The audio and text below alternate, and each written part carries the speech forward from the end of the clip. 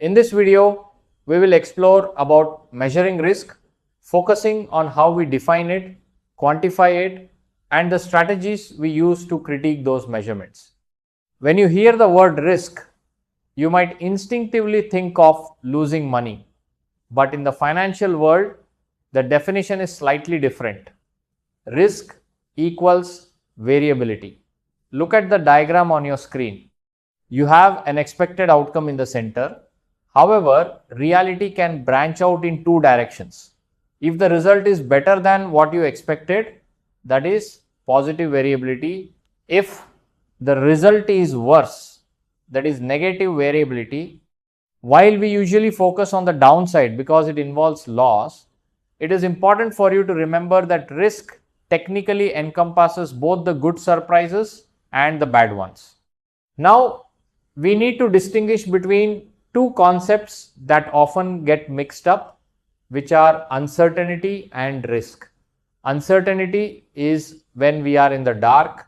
It is unknown and unpredictable, like the sudden arrival of a tsunami or the initial outbreak of COVID. At that stage, we do not know the probabilities. However, once we conduct research and understand the causal factors, that uncertainty transforms into risk. It becomes a known uncertainty. We can then measure the tsunami risk or the COVID risk. The key takeaway here is that we can only truly measure risk once we understand the factors that cause it. So, how do we actually put a number on this risk? The most common statistical measure used in investments is the standard deviation. Don't be worried by the mathematical formula you see. Conceptually, it is quite straightforward. It measures how much the returns of an asset scatter around the average return. If the returns are consistent and stay close to the average, the standard deviation is low. If the returns swing wildly up and down, the standard deviation is high, indicating higher risk. Beyond just looking at past variations, we also need to measure sensitivity. This tells us how much our investment reacts to changes in outside factors. We use three main tools for this. First is beta, which measures how sensitive a stock's returns are to the market index. Second is modified duration, which shows us how a bond's price reacts to small changes in interest rates. And third is delta, which is used for options to measure how sensitive the option price is to a change in the underlying asset's price. Sometimes you just want to know the worst case scenario. For that, we use a measure called value at risk or VaR. Look at the bell curve on the slide. The red shaded area represents the significance level. For example, if the VaR at 1% is 12%, it tells us something very specific. We can be 99% confident that the loss will not exceed 12% during that period.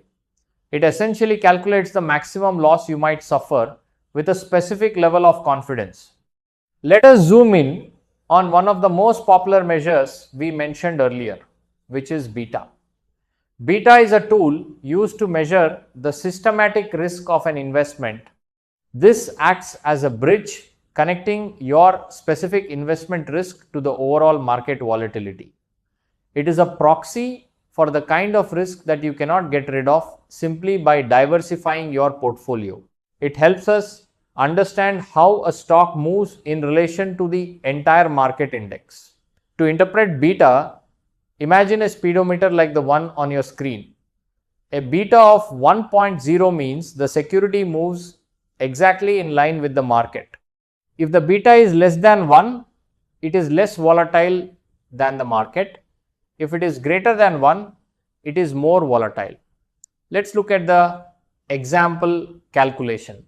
Suppose you have a stock with a beta of 1.2 and the market return increases by 15%, you would multiply 1.2 by 15%.